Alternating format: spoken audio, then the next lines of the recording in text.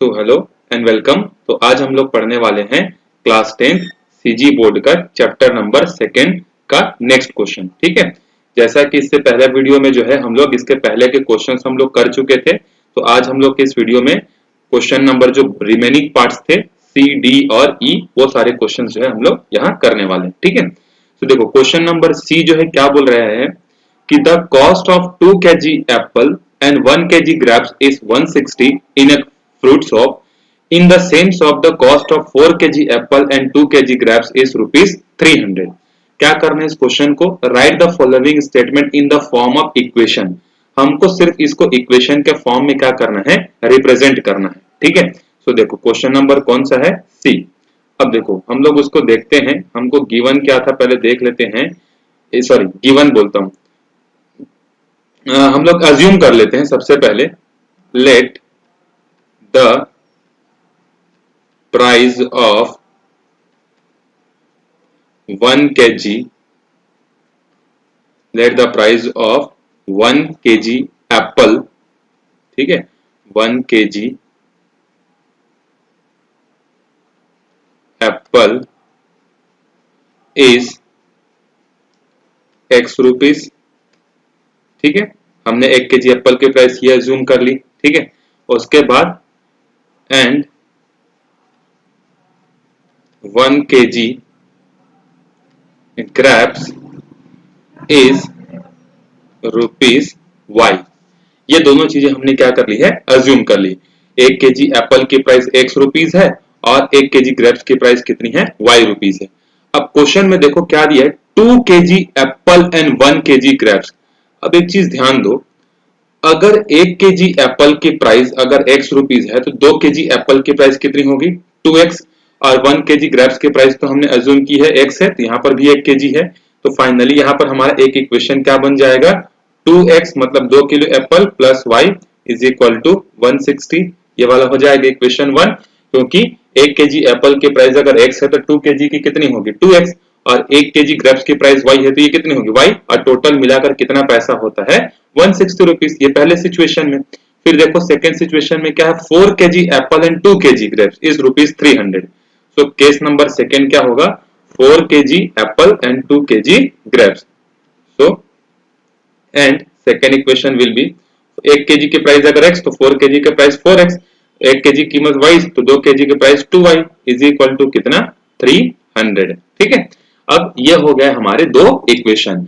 अब आप इसको चाहो तो ग्राफिकली सॉल्व भी कर सकते हो, और ग्राफिकली कैसे सॉल्व करते हैं याद करो, हम लोग पढ़े हुए थे कि जो पहला वाला इक्वेशन है उसके लिए एक टेबल बनाना है आपको इस तरीके से। सबसे पहले यहाँ पर एक कॉलम बनाओगे x का, फिर यहाँ बनाओगे y का, फिर x के प्लेस में कोई भी अपने मर्जी से एक वैल्यू रख लो। जैसे फॉर एग्जांपल मैंने सबसे इजीएस्ट बताया था कि जब आप इसमें x के जगह 0 रखोगे, तो जब 0 रखोगे तो ये क्या हो जाएगा? 2 into 0 plus y is equal to 160। ये हमारा अज्यूम्ड मेथड है ना, कहीं से कोई स्टैंडर्ड नहीं कि आप 0 रखोगे। हम लोग अपने मर्जी से यहाँ पर कुछ भी अज्यूम कर रहे हैं ताकि हमको 2 पॉइंट्स मिल जाए।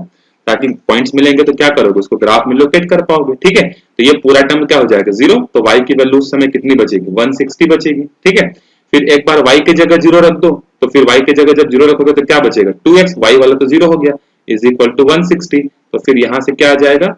160 डिवाइडेड बाई 2 मतलब 80 आएगा। तो दूसरी वैल्यू कितनी आ गई हमारे पास? 80। सो दो पॉइंट्स कौन कौन से मिले इस इक्वेशन के लिए? 0, 160, और दूसरा क्या मिला हमको? x, 0। आपको पता होगा सबसे पहले ब्रैकेट में x वाली वैल्यू को लिखते हैं, फिर y वाली वैल्यू को लिखते हैं। अब सिमिलरली हम लोग क्या करेंगे? इस वाले के लिए भी ऐसे ही पॉइंट चूज करेंगे, 2 पॉइंट मिनिमम, क्योंकि मिनिमम ग्राफ में लोकेट करने के लिए आपको मिनिमम 2 पॉइंट्स की जरूरत पड़ती है। So here x and y। Now put once x is equal to 0, then what we get? 4 into 0 plus 2 into y is equal to 300। so ये तो हो गया 0, तो 2y is equal to कितना मिल गया हमको? 300। so y will become 150। so when we put x is equal to 0, we get y is equal to 150। now once place 0 in the place of y, y के place में जब 0 रखोगे तो क्या मिलेगा आपको? 4x प्लस 2 इंटू वाई मतलब 0 हो जाएगा। ये तो यहाँ पर ऐसे रखोगे और ये आ जाएगा 300। फिर यहाँ से 4x इज इक्वल टू आएगा 300, फिर यहाँ से x इज इक्वल टू कितना हो जाएगा? 300 डिवाइडेड बाई 4, तो 2 2 जार, और ये हो जाएगा 150। फिर 75 टू जा, फिर 1 जा, तो कितना आएगा यहाँ पर 75। अब आपको पॉइंट्स मिल गए। अब आप इसको क्या करो, इजीली आप ग्राफ में लोकेट कर सकते हो। अब ग्राफ में कैसे लोकेट करते हैं, तो देखो मैं इसको मिटा देता हूँ, फिर आपको एक रफली ग्राफ बना के बता रहा हूँ, ठीक है, ताकि आप लोगों को आइडिया हो जाए।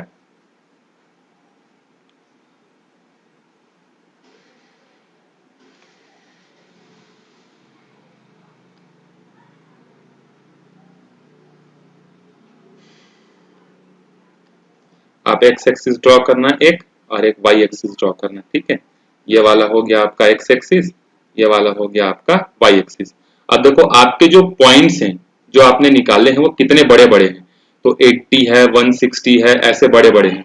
तो आप एक काम कर सकते हो, आप 30-30 का इंटरवल ले लो, ठीक है। जरूरी नहीं कि 30 का भी लो, आप जितना चाहो, लेकिन आपका पॉइंट उसमें आ जाना चाहिए। तो ये हो गया 0, फिर यहाँ रखोगे 30, फिर 30 यहाँ 60, फिर यहाँ पे जो है कितना 90, फिर यहाँ पर जो है 120, फिर यहाँ पर 150, फिर वहां पर 180।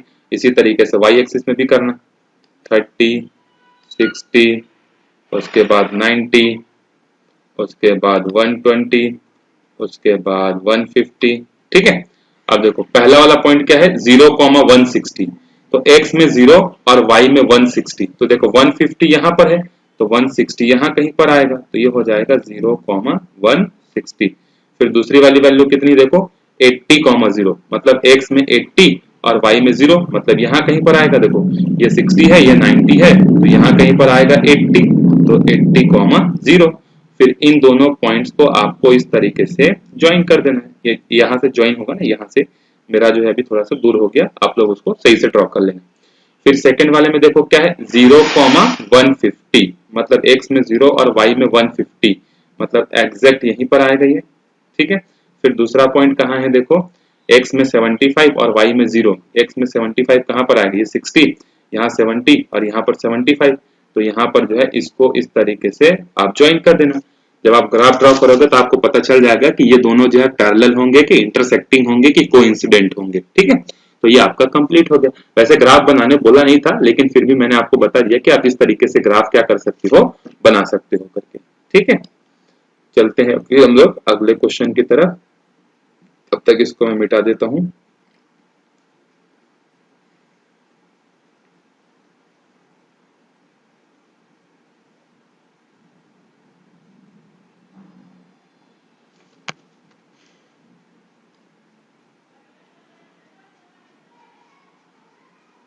ठीक है, ये हो गया हमारा। अब अगले क्वेश्चन की तरफ चलते हैं, उसका भी इक्वेशन बनाते हैं, फिर उसको हम लोग सॉल्व करेंगे। इक्वेशन बना के देखो अगला क्वेश्चन क्या है, यहाँ पर देखो आपको दिख रहा होगा question. Naresh said to his daughter that 7 years ago my age was 7 times your age, and 3 years from now I will be 3 times as old as you. Naresh जो है अपनी डॉटर को यह बोलता है कि आज से 7 साल पहले मैं तुम्हारी एज का कितना था, 7 टाइम्स था, ठीक है, मतलब उसका 7 गुना था, ठीक है। फिर बोल रहा है कि आज से 3 साल बाद जब होगा फ्यूचर में, तो मैं तुम्हारे एज का कितना हो जाऊंगा, बोल रहा है 3 टाइम्स, ठीक है। अब इसको इक्वेशन में हमको बनाना है, ठीक है। तो कैसे बनाएंगे देखो, तो जब भी एजेस वाले क्वेश्चन मिले, सबसे पहले आप क्या करना, उसमें प्रेजेंट एज जो है अज्यूम करना, कोई भी क्वेश्चन मिले, ठीक है, चाहे क्वाड्रेटिक में मिले चाहे लीनियर में मिले। तो हम लोग यहाँ पर अज्यूम कर लेते हैं कि let the present age of Naresh is X year and let the present age of his daughter is Y year, ठीक है। अब देखो केस नंबर 1, 2 केस की बात हुई ना, 7 years ago, 7 years ago, जैसे अभी अगर आपका प्रेजेंट एज अगर 15 ईयर है, तो आज से 5 साल पहले आपका एज कितना रहा होगा, 10 ईयर। कैसे पता चला, 15 में से 5 माइनस कर दिए। उसी तरीके से अगर नरेश का अभी प्रेजेंट एज x ईयर है, तो 7 साल पहले कितना हुआ होगा, 7 years ago नरेश एज वॉस कितना रहा होगा, x माइनस 7 ईयर, और उसी तरीके से उसकी डॉटर का कितना रहा होगा, अगर उसकी डॉटर का प्रेजेंट एज अगर अभी y है तो 7 साल पहले उसकी डॉटर का एज कितना रहा होगा, उसमें से 7 कम कर दो। ठीक है, अब देखो इसके बाद क्वेश्चन में क्या बोला है, अकॉर्डिंग टू क्वेश्चन, क्वेश्चन में क्या बोला है कि नरेश का जो भी एज है 7 साल पहले वाला, वो उसकी डॉटर के 7 साल पहले के एज का कितना होगा, 7 टाइम्स होगा। अब देखो बहुत सारे बच्चे लोग यहाँ पे क्या गलती करते हैं, इधर x माइनस 7 तो रखते हैं लेकिन इधर y को 7 से माइनस नहीं करते, सिंपली क्या लिख देते हैं, 7y लिख देते हैं, जो कि गलत है। क्यों, क्योंकि अगर नरेश की एज कम हुई है तो उसकी बेटी की भी तो एज कम होगी, ऐसा तो नहीं है कि उसकी बेटी की एज बढ़ जाएगी। ठीक है, तो कम होगी तो दोनों की होगी, बढ़ेगी तो दोनों की होगी, इसीलिए इधर भी x माइनस 7 और y माइनस 7। अब इसके बाद देखो ये हो जाएगा x माइनस 7 और ये हो जाएगा 7 के साथ y का मल्टीप्लाई करेंगे तो 7y और 7 7 जा कितना होता है 49। अब सबको एक साइड ले आओ तो ये हो जाएगा x माइनस 7, ये 7y प्लस था इधर आके माइनस हो जाएगा, माइनस 49 इधर आके क्या हो जाएगा प्लस हो जाएगा और राइट हैंड साइड में क्या बचेगा 0।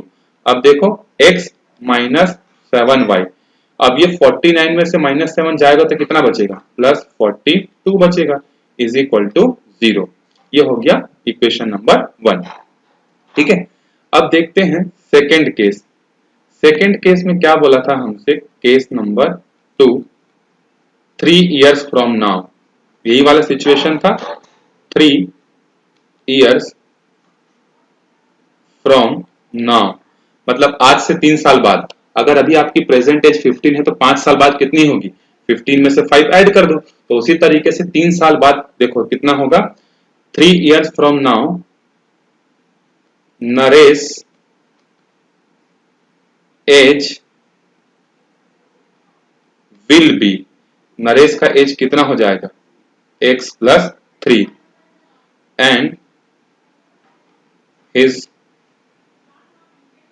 डॉटर एज विल, आप सेंटेंस लिखना, daughter's age will be y plus 3, कितना हो जाएगा। अब देखते हैं according to question, second question में क्या बोला था कि जो नरेश का एज होगा वो उसकी डॉटर के एज का 3 साल बाद के एज का कितना 3 टाइम्स। अब इसको सॉल्व कर लो तो देखो x प्लस 3 और ये हो जाएगा 3 इंटू वाई हो जाएगा तुम्हारा 3y और 3 3 कितना हो जाएगा 9। अब सबको एक साइड ले आओ तो ये हो जाएगा x माइनस 3y और ये प्लस 3 है और ये इधर आके माइनस हो जाएगा तो कितना बचेगा यहाँ पर माइनस 6 इज इक्वल टू 0। ये हो गया सेकेंड इक्वेशन। ठीक है, आपको ग्राफ बनाना था, अब आप ग्राफ आराम से बनाना सीख चुके हो। ठीक है, अब इतना तो आसानी से कर सकते हैं। चलते हैं हम लोग इसके अगले क्वेश्चन की तरफ। देखो, a person travel 90 kilometer by train and taxi to reach his office. The distance traveled by train, the distance traveled by train is twice the distance traveled by taxi. एक आदमी है जो कि टोटल 90 किलोमीटर डिस्टेंस को क्या करता है, travel करता है। ठीक है, किसमें किसमें, कुछ डिस्टेंस को ट्रेन से ट्रेवल करता है और कुछ डिस्टेंस को टैक्सी से ट्रेवल करता है। जैसे आप लोग भी अपने रिलेटिव के यहाँ जाने के लिए क्या करते हो, ट्रेन से जाते हो, फिर वहां से दूसरे जगह पर जाने के लिए ऑटो लेते हो। उसी तरीके से वो आदमी भी क्या कर रहा है, 90 किलोमीटर डिस्टेंस को ट्रेवल करना चाहता है। उसने कुछ डिस्टेंस को ट्रेन से कवर किया, ट्रेन से उतर कर उसने टैक्सी लिया। उसके बाद बोल रहा है कि the distance travel by train, उसने ट्रेन में जितना डिस्टेंस ट्रेवल किया, ठीक है, वो किसका डबल है, टैक्सी में उसने जितना ट्रेवल किया उसका डबल है। मतलब सिंपल सी बात है, ऑटो में ज्यादा क्या बोलते हैं, ट्रेन में ज्यादा डिस्टेंस ट्रेवल किया और टैक्सी में कम डिस्टेंस ट्रेवल किया। तो फिर हमको इसको क्या करना है, इस इक्वेशन को जो है, मतलब इस सिचुएशन को ग्राफिकली हमको सॉल्व करना है। ठीक है, सॉल्व तो नहीं करना है, सॉल्व कर भी सकते हो, सिर्फ पहले तो आपको इक्वेशन फॉर्म करना सीखना है, उसके बाद ग्राफ बना सकते हो। आप ग्राफ बना जाओगे तो आपको सॉल्यूशन मिल जाएगा। ठीक है, इंटरसेक्टिंग होगा तो जहां पर इंटरसेक्टिंग होता है उसको x के साथ मिलाओ, y के साथ मिलाओ, आपको आंसर मिल जाता है। ठीक है, याद है आपको। ठीक है, अब हमको पता है क्या उसने ट्रेन से कितना डिस्टेंस ट्रेवल किया है और कितना डिस्टेंस उसने ऑटो से किया है, हमको नहीं पता। तो हम लोग क्या करते हैं, अज्यूम कर लेते हैं, let the distance travelled by man in train, train में उसने मान लो कितना डिस्टेंस ट्रेवल किया, x kilometre, and same to same statement distance travel by man in taxi, taxi में मान लो उसने कितना डिस्टेंस ट्रेवल किया, y किलोमीटर। अब देखो टोटल डिस्टेंस उसने कितना डिस्टेंस किया, 90।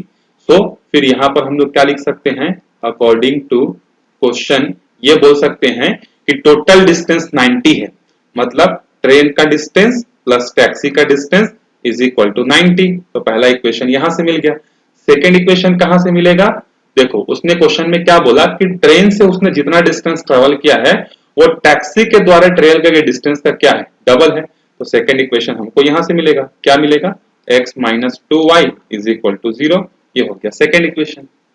ठीक है, काम खत्म हमारा।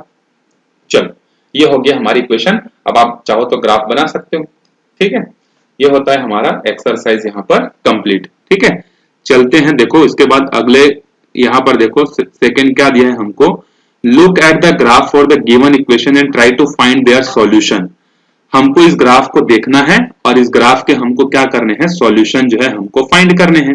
तो ये तो बड़ा इजी है, क्यों, क्योंकि देखो यहाँ पर ये दोनों लाइंस दिए हुए हैं और दोनों लाइन एक दूसरे को इंटरसेक्ट कर रहे हैं। तो इंटरसेक्टिंग पॉइंट को एक बार इस तरीके से x की तरफ मिलाओगे तो ये x की तरफ कहां पर मिल रहा है, लगभग लगभग 2 पर। तो x की वैल्यू 2 है और इसको यहां मिलाओगे तो ये कहां मिल रहा है, दोनों के बीचों बीच में, मतलब 3 पर। तो x की वैल्यू कितनी हो जाएगी आपके पास 2 और y की वैल्यू कितनी हो जाएगी 3। ठीक है, उसके बाद इसी तरीके से यहां भी है, देखो ये जो है हमारे पास तो सिर्फ और सिर्फ एक ही लाइन है, दूसरा लाइन हमारे पास देखो ये दोनों एक दूसरे के ऊपर क्या हो गए हैं, कोइंसिडेंट हो गए हैं। तो जब कोइंसिडेंट हो जाते हैं तो उसके इनफिनिट नंबर ऑफ सॉल्यूशन होते हैं। ठीक है, अब यहाँ पर देखो ये दोनों कैसे हैं, पैरेलल हैं, दोनों पैरेलल होते हैं तो उसके कितने सॉल्यूशन होते हैं, नो सॉल्यूशन। तो इसके ना तो x का कोई वैल्यू होगा ना y का कोई वैल्यू होगा। ठीक है, वापिस से देखो फिर यहाँ पर ये क्या है, एक दूसरे को इंटरसेक्ट कर रहे हैं। इंटरसेक्टिंग का मतलब क्या होता है, फिर से सॉल्यूशन मिलेगा। तो इस इंटरसेक्टिंग वाले पॉइंट को एक बार x में मिलाओगे तो कहां पर मिलेगा, -1 पर, और y पर मिलाओगे तो 2 पर। तो x की वैल्यू -1 और y की वैल्यू 2। ग्राफ से देखकर हमको समझ में ये आ गया। ठीक है, चलो अब उसके बाद अभी हमने ग्राफिकल मेथड सीखा। अब इक्वेशन को सॉल्व करने के लिए हम लोग अभी एल्जेब्रिक मेथड जो है हम लोग सीखने वाले हैं। ठीक है, एल्जेब्रिक मेथड में हम लोग पढ़ेंगे एलिमिनेशन एंड सब्स्टिट्यूशन मेथड जो है हम लोग अभी पढ़ेंगे। ठीक है, तो देखो यहाँ पर जो है क्या किया है, पहले जो दिया है एग्जाम्पल को देख लेते हैं एक दो, उसके बाद हम लोग डायरेक्टली सीधा एक्सरसाइज पर जो है आएंगे। देखो क्या बोल रहा है एग्जाम्पल नंबर 9 जो है हमारे लिए, देखो there are some rabbits and some birds in a small cave and the number of head is 35 and the number of feet is 98। किसी केव में क्या है, कुछ रैबिट्स हैं और कुछ क्या है, बर्ड्स हैं। उनके टोटल हेड को जब काउंट करते हैं तो हेड कितना मिलता है 35, और जब उनके फीट को काउंट करते हैं पैर को तो कितना है 98। Find the number of birds and rabbit. तो उस केव में कितने रैबिट हैं और कितने बर्ड्स हैं, ये हमको क्या करना है, फाइंड करना है। तो हमको तो दोनों नहीं पता है, रैबिट कितने हैं और बर्ड कितने हैं, तो हम लोग एज्यूम कर लेते हैं कि नंबर ऑफ रैबिट जो है वो x है और नंबर ऑफ बर्ड्स जो है वो क्या है, y है। हमको एक इंफॉर्मेशन ये दिया है कि दोनों के हेड्स का जो सम हो 35 है। तो एक बात बताओ, एक रैबिट का तो एक ही हेड होगा, एक बर्ड का भी एक ही होगा, तो टोटल हेड कितना है 35, मतलब x plus y is equal to हमको क्या मिलेगा 35 जो है मिलेगा। That will be our first ठीक इक्वेशन। उसके बाद देखो, उसके बाद लेग के बारे में इंफॉर्मेशन दिया था कि टोटल लेग्स जो है दोनों को मिलाकर कितने हैं 98। तो एक बात बताओ, जो रैबिट होता है उसके 4 लेग्स होते हैं, तो एक रैबिट के 4 लेग तो x रैबिट के कितने 4 इंटू एक्स। अगर एक बर्ड का एक y तो y बर्ड्स के कितने 1 इंटू सॉरी क्या दिया यहाँ पर बर्ड्स, हाँ। तो एक बर्ड के अगर 2 पैर होते हैं तो y बर्ड्स के कितने होंगे 2y, और दोनों का समेशन कितना होगा 98। तो अगला इक्वेशन हमको क्या मिल गया 2x plus 2y is equal to 98। अब आप चाहो तो इससे क्या कर सकते हो, 2 कॉमन निकाल सकते हो, तो दोनों से 2 कॉमन निकल गया। अब ये जो 2 इसको मल्टीप्लाई कर रहा है, इधर जाके इसको क्या करेगा डिवाइड करेगा। तो 98 डिवाइडेड बाई 2 मतलब 49। अब यहां से अगर आप y की वैल्यू निकालना चाहोगे तो ये पूरा का पूरा 2x जो पहले प्लस था इधर जाके क्या हो जाएगा माइनस होगा। तो इस मेथड को अभी हम लोग बोलते हैं सब्स्टिट्यूशन मेथड। अब देखो ये जो y की जो वैल्यू है ना, जो हमने इक्वेशन नंबर 2 से निकाली है, इसको कहां पुट करेंगे इक्वेशन नंबर 1 में पुट करेंगे।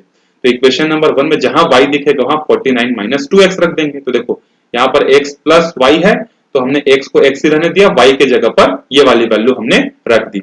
अब देखो प्लस x में से माइनस 2x जाएगा तो कितना बचेगा माइनस x बचेगा, और 49 का 49। अब ये प्लस 49 इधर जाके क्या हो जाएगा माइनस 49, फिर क्या मिला हमको, minus x is equal to minus 14, दोनों से माइनस माइनस कैंसिल हो गया, एक्स की वैल्यू कितनी आ गई 14, इस एक्स की वैल्यू को आप यहाँ पुट कर दो, तो 14 टू जा कितना होता है 28, तो 49 में से अगर 28 जाएगा तो कितना बचेगा हमारे पास, जो आएगा वो हमारा y का आंसर होगा, तो y की वैल्यू हमारे पास कितनी आ गई 21, इसको बोलते हैं सब्स्टिट्यूशन मेथड।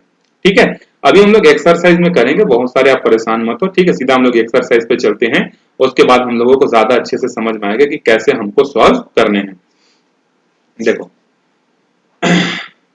सबसे पहले तो ये बोल रहा है कि इस एक्सरसाइज में check whether the values of x and y in A and B are the solution of the given equation और नॉट।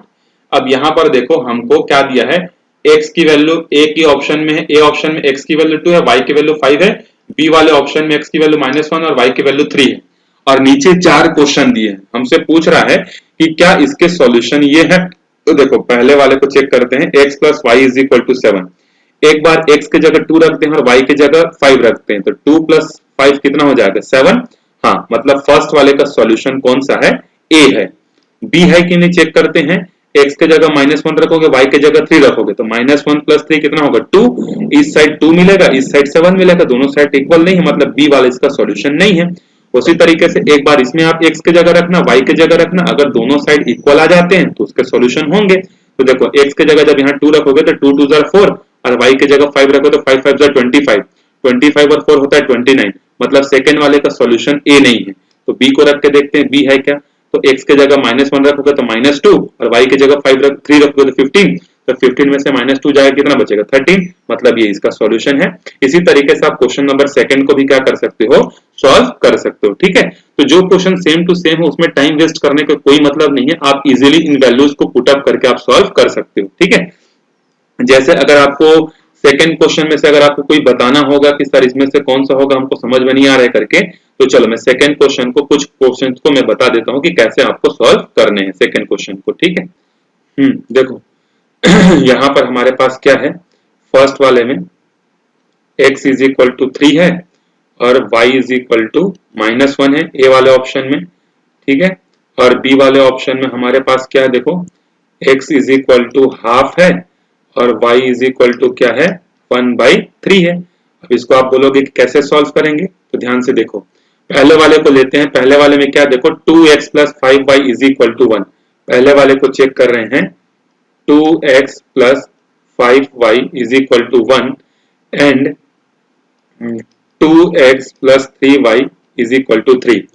अब यहाँ पर इन दोनों इक्वेशन के जो है a वाला सॉल्यूशन है कि b वाला, तो पहले वाले को चेक करते हैं, x के जगह रखते हैं 3, तो 2 into 3 प्लस y के जगह रखते हैं -1, तो इसको सॉल्व करोगे तो 3 2 कितना हो गया 6 और 5 into -1 कितना हो जाएगा -5, तो 6 में से 5 गया तो कितना बचा 1, तो इधर की पूरी वैल्यू 1 आ रही है, इधर की भी वैल्यू 1 आ रही है, मतलब दोनों साइड इक्वल है। अब रुको, यही से प्रूफ नहीं हो जाता ना, सेकंड में भी चेक करके देखना है कि क्या सेकंड में भी रखने से सेम मिलता है या नहीं मिलता है। इसमें रखते हैं, देखो x के जगह हम लोग रखते हैं 3 और y के जगह रखते हैं -1, तो 3 2 कितना हो गया 6, 3 1 -3, तो 6 में से 3 गया तो कितना बचा 3, मतलब इधर की वैल्यू भी 3 आ गई, इधर की भी वैल्यू 3 आ गई, मतलब दोनों ही इक्वेशन क्या हो गए सेटिस्फाइड हो गए। जैसे पहले वाले में इधर की वैल्यू 1 आ गई, इधर की भी वैल्यू 1 है, तो 1 इज इक्वल टू 1 होता है, ट्रू है।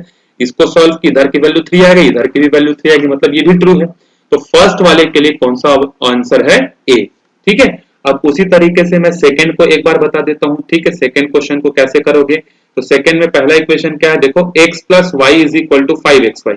अब आप दो इसको देखकर ही डर गए होगे और बहुत लोग तो क्या करोगे, अरे बाप रे कैसा क्वेश्चन दे दिया। तो देखो एक बार x इज पहले वाले ऑप्शन को रखते हैं, अगर पहले वाला ऑप्शन सेटिस्फाइड नहीं किया तो दूसरे वाले ऑप्शन को रखेंगे। तो देखो x के जगह हम लोग रखते हैं कितना 3, y के जगह रखते हैं -1 और इधर रखेंगे 5, x के जगह रखेंगे 3 और ये -1, तो देखो यहाँ पर कितना हो जाएगा, ये 3 में से -1 गया तो कितना बचेगा 2 और इधर कितना हो जाएगा 5 3 -15। तो क्या कभी भी 2 और -15 इक्वल हो सकते हैं, आंसर है नहीं हो सकते।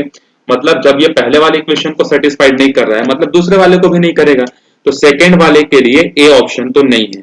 अब देखते हैं बी है या वो भी नहीं है। तो देखो x के जगह हाफ y के जगह 1/3 ये हमने रखा। राइट हैंड साइड में 5 इंटू एक्स है, x के जगह 2, y के जगह 1/3। ठीक है, हमने यहाँ पर रख दिया। अब देखो जब इसको सॉल्व करोगे तो एलसीएम कितना आएगा, एलसीएम 6 आएगा और ये 3 यहाँ मल्टीप्लाई हो जाएगा और ये 2 यहाँ हो जाएगा। अब यहाँ पर करोगे तो 5 into y 5, 5 into 1 5 divided by 3 2 6। अब देखो यहाँ पर ऊपर को ऐड करो, 3 प्लस 2 कितना हो गया 5, 5/6, इधर भी 5/6, मतलब इसने पहले वाले इक्वेशन को तो सेटिस्फाइड कर दिया। अब देखते हैं कि क्या ये सेकंड को करेगा, क्योंकि दोनों को करना चाहिए ना, एक ही को करेगा इसका मतलब तो नहीं हो जाता कि उसका सॉल्यूशन होगा, दोनों को सेटिस्फाइड करना चाहिए। तो देखते हैं कि क्या वो सेकंड वाले को सेटिस्फाइड कर पा रहा है या नहीं कर पा रहा है। ठीक है, कर पा रहा होगा तो सॉल्यूशन होगा, नहीं कर पा रहा होगा तो नहीं होगा, उससे हमको डरने वाली बात नहीं है। ठीक है, चलो सेकंड वाले इक्वेशन को देखते हैं। सेकंड वाला इक्वेशन क्या है, यहाँ पर देखो 3x + 2y = 13xy, तो उसमें रखते हैं हम लोग, देखो 3x + 2y = 13xy।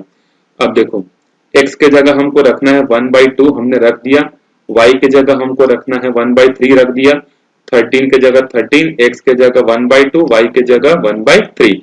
अब दोनों साइड को सॉल्व करो तो 3 1 जा 3/2, 2 1 जा 2/3 = 13 इंटू 1 13 और 13 इंटू 1 13, तो 13 और 2 3 जा 6।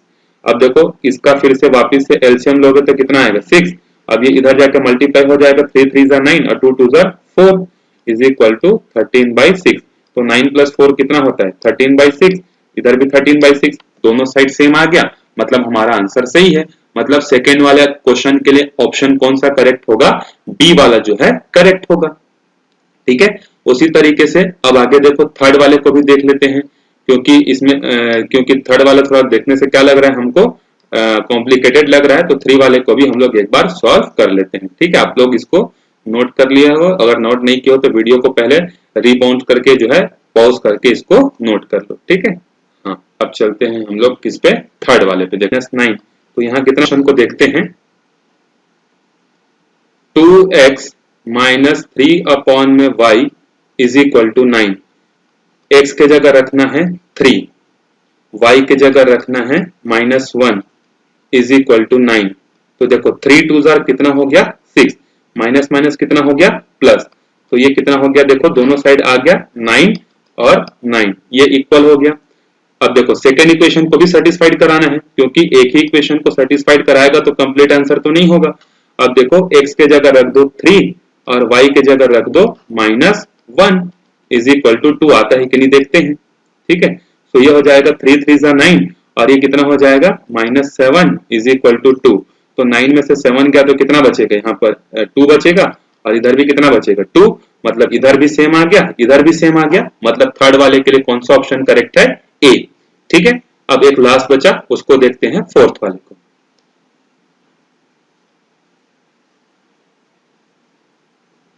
आप लोग बोल रहे हो कि सर थोड़ा फास्ट पढ़ा रहे हो करके, ठीक है, फास्ट तो करना पड़ेगा, नहीं तो वीडियो का लेंथ जो है क्या हो जाएगा, काफी लंबा हो जाएगा, तो एक एक चैप्टर के बहुत सारे वीडियोस हो जाएंगे। ठीक है, तो कोशिश करते हैं थोड़ा सा फास्ट करने की, क्योंकि आप लोग तो फ्लो में आ चुके हैं पढ़ाई में, आई होप आप लोग भी मेरे साथ अच्छे से प्रैक्टिस कर रहे होंगे फ्लो में आप लोग। ठीक है, तो देखो फोर्थ वाले का पहला इक्वेशन क्या है, 2x + 5y = 8/3 करके देखते हैं, दोनों साइड सेम आ गया तो सॉल्यूशन होगा। पहले a को रखते हैं, x के जगह रखना है हमको 3, तो ये हो गया 3, y के जगह हमको रखना है -1 = 8/3, तो ये कितना हो जाएगा, देखो 3 2 जार 6 -5 = 8/3। अब देखो 6 में से 5 गया तो कितना बचेगा 1 और इधर कितना बचा 8/3, विच इज नॉट इक्वल, दोनों इक्वल नहीं है, मतलब पहले वाले को जब इसने सेटिस्फाइड नहीं किया तो ऑब्वियस सी बात है सेकंड वाले को भी नहीं करेगा, तो काम हमारे यहीं पर खत्म हो जाता है। ठीक है, तो आगे चेक करने की जरूरत ही नहीं है दूसरे वाले को। अब हम लोग करते हैं इसके, ये वाला पहला वाला ऑप्शन तो नहीं है, तो सेकंड वाला ऑप्शन को करके देखते हैं कि सेकंड वाला इक्वेशन क्या इसको सेटिस्फाइड कर पाएगा। अगर सेटिस्फाइड कर लिया तो आंसर होगा। तो देखो x के जगह हम लोग कितना रखेंगे 1/2, सो 2 × 1/2 + 5 × y की जगह कितना हो जाएगा 1/3 = 8/3, आता है कि नहीं देखते हैं। तो 2 और 2 क्या हो जाएगा कैंसल, और ये कितना हो जाएगा, देखो 5 1 = 5/3 = 8/3। तो देखो ये हो जाएगा 3 1 = 3 + 5 कितना हो गया 8/3, और इधर से भी कितना हो गया 8/3, तो दोनों साइड इक्वल आ गया, मतलब पहले वाले इक्वेशन को सेटिस्फाइड कम किया। मतलब हमारा 50% कांड अभी कंप्लीट हुआ है। ठीक है, 50% काम हो गया। अब 50% काम बचा है, उसको चेक करते हैं। अगर सेकंड को भी इसने सेटिस्फाइड कर दिया मतलब हमारा आंसर करेक्ट हो जाएगा, बी वाला। देखते हैं, x के जगह रखते हैं 1/2 और y के जगह रखते हैं 1/3 इज इक्वल टू 5/6। तो देखो ये हो जाएगा 3 1 3 अपॉन में 2 और ये हो जाएगा -2/3 इज इक्वल टू 5/6। अब देखो एलसीएम ले लो, 3 और 2 का कितना आएगा 6 और ये हो जाएगा 3 3 9 और ये हो जाएगा 2 2 -4 इज इक्वल टू 5/6 हो जाएगा। तो 9 में से 4 जाएगा कितना बचेगा 5/6 और इधर भी बचेगा 5/6। तो इसने भी सेटिस्फाइड कर दिया, मतलब फोर्थ वाले का ऑप्शन कौन सा है, बी है। ठीक है, इस तरीके से हमारा चारों जो है हो गया। पहला वाला इजी था, दैट्स व्हाई मैंने उतना ज्यादा फोकस नहीं किया। ठीक है, आप आराम से कर सकते हो, लेकिन अगर आपको फिर भी पूछना है कि सर एक आध तो बता देते तो अच्छा होता करके, तो फर्स्ट वाले के चलो कर ही लेते हैं। वैसे तो 2 मिनट का काम है, चलो इसको मिटाते हैं और उसको कर लेते हैं।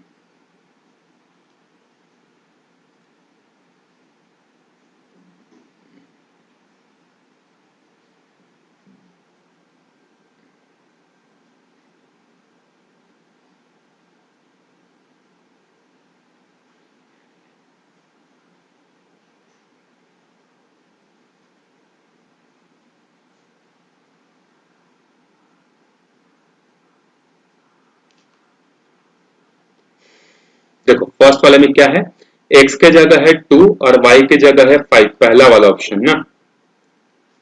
ए वाला ऑप्शन में ये है। बी वाले ऑप्शन में क्या है, देखो x इज इक्वल टू -1 और y इज इक्वल टू 3। पहले वाले ऑप्शन, पहले वाले क्वेश्चन को देखते हैं, x plus y is equal to 7। पहले वाले ऑप्शन को रखते हैं x के जगह 2, y के जगह 5। देखो इधर भी 7 इधर भी 7, मतलब पहले वाले क्वेश्चन का आंसर कौन सा है, ए। दूसरे वाले को देखते हैं 2x plus 5y is equal to 13। पहले ए वाले को रख के देखते हैं, तो 2 इंटू 2 और इसके जगह रखते हैं 5। तो देखो 2 2 जार कितना हो गया 4, 5 5 जार कितना हो गया 25। तो ये कितना हो गया 29 और ये कितना हो गया 13, जो आपस में इक्वल हो ही नहीं सकते। मतलब सेकंड वाले ऑप्शन का, सेकंड वाले क्वेश्चन का फर्स्ट ऑप्शन तो नहीं है। क्या सेकंड है, देखते हैं। x के जगह 1 रखते हैं तो 2 1 जार 2, y के जगह रखते हैं 3 is equal to 13। Sorry x के जगह -1 है, सॉरी। ठीक है, तो ये हो जाएगा 2 1 जार -2 और 5 3 जार 15 इज इक्वल टू 13। तो देखो इधर भी 13 आएगा, इधर की भी वैल्यू 13 आएगी, मतलब हाँ सेकंड वाले का कौन सा आंसर है, बी है। ठीक है, इस तरीके से आप थर्ड और फोर्थ को कर लेना। ठीक है, अगर सब चीज मैं ही कर दिया तो आप लोग सीखोगे क्या फिर। ठीक है, हर चीज बना बनाए मिलने से मजा नहीं आता है, थोड़ा सा खुद से भी मेहनत करनी चाहिए, तब तो मैथ सीखोगे। ठीक है, और अगर सब चीज मैं ही बता दिया, मेरे जैसा पढ़ लिए, तो फिर कैसे करोगे आगे। ठीक है, तो कभी भी हर चीज की डिमांड नहीं होनी चाहिए, कुछ चीजें खुद से करनी चाहिए। ठीक है, चलते हैं फिर हम लोग अगले क्वेश्चन की तरफ।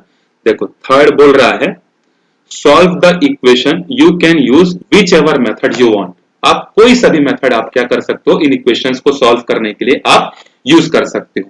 तो देखते हैं हम लोग पहले फर्स्ट वाले इक्वेशन को सबसे पहले सॉल्व करेंगे। उसको हम लोग पहले सॉल्व करते हैं, एक बार एक क्वेश्चन को सब्स्टिट्यूशन से करेंगे, एक क्वेश्चन को एलिमिनेशन से कर लेंगे। ठीक है, ताकि दोनों मेथड आपको समझ में आ जाए। तो देखो पहला इक्वेशन क्या है, x minus y is equal to -1 और सेकेंड इसको, अच्छा इसको स्टैंडर्ड फॉर्म में कन्वर्ट करना है। तो देखो स्टैंडर्ड फॉर्म मैंने आपको बताया था क्या होता है, a1x plus b1y plus c1 is equal to 0 और दूसरा इक्वेशन का स्टैंडर्ड फॉर्म होता है a2x b2y plus c2 is equal to 0। तो देखो हम लोग इसको कैसे कर सकते हैं, x minus y plus 1 is equal to 0, ये हो जाएगा इक्वेशन 1। और सेकेंड वाला क्या हो जाएगा, देखो हमारे पास जो है 3x minus 2y is equal to 12। तो ये कितना हो जाएगा 3x minus 2y minus 12 is equal to 0, ये हो जाएगा सेकेंड। अब हमको सब्स्टिट्यूशन मेथड से सॉल्व करना है।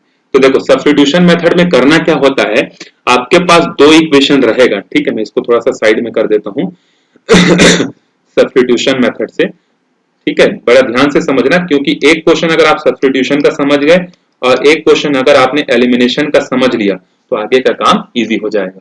तो बाय सब्स्टिट्यूशन मेथड, देखो सब्स्टिट्यूशन मेथड से क्या करना है, आपको किसी भी एक इक्वेशन से किसी एक वेरिएबल की वैल्यू फाइंड करनी है, ठीक है। जैसे इक्वेशन 1 है, सो फ्रॉम इक्वेशन 1 आप इक्वेशन 1 से किसी की भी वैल्यू निकाल सकते हो, +1 इज इक्वल टू 0।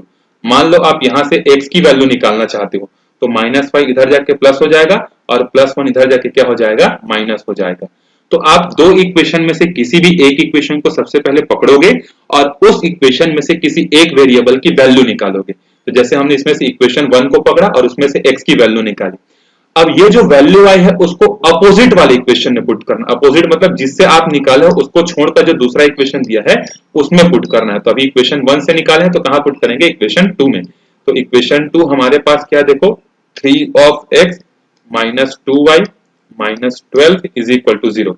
अब आपको जहां जहां भी x दिख रहा होगा वहां पर रख दो y minus 1 minus 2y minus 12 is equal to 0, ठीक है। अब देखो, अब इसके बाद इसको जब आप अंदर मल्टीप्लाई करोगे तो ये हो जाएगा 3 1 जा 3 और ये हो जाएगा -3, ये हो जाएगा -2y minus 12 is equal to 0।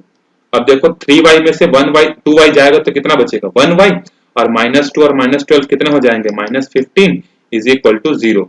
सो यहां से y की वैल्यू कितनी आ गई, माइनस नहीं होगा, ये हो जाएगा +15।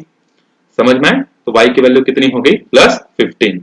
अब अगर आपको y की वैल्यू +15 मिल गई तो आपको x की वैल्यू निकालनी है। तो y की वैल्यू को अगेन पुट कर दो, पुट इन इक्वेशन 3। तो इक्वेशन 3 क्या है, देखो x is equal to y minus 1। तो y की वैल्यू 15 और x की वैल्यू -1, तो ये कितना हो जाएगा, 15 में से 1 जाएगा तो 14। तो x की वैल्यू 14 आ गई और y की वैल्यू कितनी आ गई, 15 आ गई। आई होप आपको समझ में ये आया होगा, ठीक है।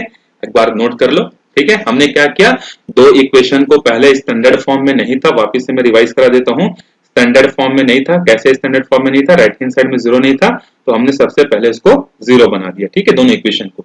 फिर किसी भी एक इक्वेशन को आपको पकड़ना है, फिर वहां से आपको एक वेरिएबल की वैल्यू निकालनी है। तो हमने यहाँ पर x की वैल्यू निकाली इन टर्म्स ऑफ y। फिर जिस इक्वेशन हमने निकाली है उसके अपोजिट वाले में उसके वैल्यू को पुट कर दिया। फिर सॉल्व करते करते गए तो y की वैल्यू निकल गई। जब y की वैल्यू निकल गई, जब दूसरी वैल्यू चाहिए थी तो अगले वाले इक्वेशन में हमने पुट कर दिया। तो ये हमको यहाँ से x की वैल्यू 15 और x की वैल्यू 14 और y की वैल्यू 15 मिल गई, ठीक है। आई होप आपको ये समझ में आ गया होगा। अब एक क्वेश्चन इस वीडियो में मैं बता देता हूं आपको, एलिमिनेशन मेथड, ठीक है। एलिमिनेशन, या अगर हम लोग चाहें तो इसी क्वेश्चन को नहीं करते, एक और क्वेश्चन करते हैं, ठीक है। इसी क्वेश्चन को सब्स्टिट्यूशन से कर ली है, दूसरा एक क्वेश्चन देखते हैं, उसको एलिमिनेशन से हम लोग करेंगे, ठीक है। फिर उसके बाद आगे के वीडियोस में मैं पूरे क्वेश्चन सॉल्व करके दूंगा आपको, ठीक है। आपको बस ये वीडियो शेयर करनी है अपने दोस्तों के साथ ताकि उन लोगों की पढ़ाई भी डिस्टर्ब ना हो, ठीक है। इनको सॉल्व करते हैं, देखो क्या है, x minus 2y is equal to 5, 2x minus 4y is equal to 6, ठीक है। इन दोनों को हम लोग सॉल्व करते हैं। Question number 2, x minus 2y is equal to 5 और 2x minus 4y is equal to 6। सबसे पहले तो इसको स्टैंडर्ड फॉर्म में कन्वर्ट करते हैं। तो x minus 2y minus 5 is equal to 0 और दूसरा क्या मिलेगा, 2x minus 4y minus 6 is equal to 0। किसी भी इक्वेशन को सॉल्व करने से पहले आप ये चेक कर लो कि इसके यूनिक सॉल्यूशन एग्जिस्ट करते हैं या नहीं करते हैं। और वो कैसे सॉल्व करते हैं, तो देखो हम लोग स्टैंडर्ड फॉर्म से पढ़े हुए थे, a1 अपॉन a2 निकालना, b1 अपॉन b2 निकालना और c1 अपॉन c2 निकालना। अगर a1 अपॉन a2 और b1 अपॉन b2 अगर इक्वल नहीं होते हैं, दैट मीन्स उस इक्वेशन के यूनिक सॉल्यूशन होते हैं, ठीक है। अदरवाइज उसके बाद इनफिनिट सॉल्यूशन और नो सॉल्यूशन वाले केस होते हैं। तो पहले चेक कर लेते हैं। देखो पहले वाले इक्वेशन को जब स्टैंडर्ड फॉर्म से कंपेयर करोगे, स्टैंडर्ड फॉर्म मतलब a1x b1y plus c1 is equal to 0 से, तो आपको a1 कितना मिलेगा, देखो a1 मतलब x का कोएफिशिएंट 1 है, b1 मतलब y का कोएफिशिएंट -2 है और c1 मतलब जो लास्ट वाला कांस्टेंट होता है कितना है, -5 है। दूसरे वाले को कंपेयर करोगे तो a2 is equal to 2, b2 is equal to -4 और c2 इज इक्वल टू -6। अब चेक करो a1 अपॉन a2, a1 के जगह 1, b1 a2 के जगह 2 और ये हो जाएगा -2 अपॉन में -4, ये और ये कैंसिल, 2 1 जा 2 2 जा। तो इस केस में देखो a1 अपॉन a2 और b1 अपॉन b2 इक्वल हो गए, इसका मतलब इसके कोई भी सॉल्यूशन नहीं होंगे। तो आप कितना भी मेहनत कर लो, ना तो x की वैल्यू निकाल पाओगे ना ही y की वैल्यू आप निकाल पाओगे, ठीक है, तो इस वीडियो में हम लोग यहीं तक देखते हैं। इसके बाद जो है अगले वीडियो में मैं यहाँ से क्वेश्चन नंबर 3 से आपको सॉल्व करना जो है बताऊंगा। ठीक है, कैसा लगा आपको वीडियो बताइएगा, अपने दोस्तों के साथ शेयर करिए। मिलते हैं अगले वीडियो में, तब तक के लिए बाय बाय।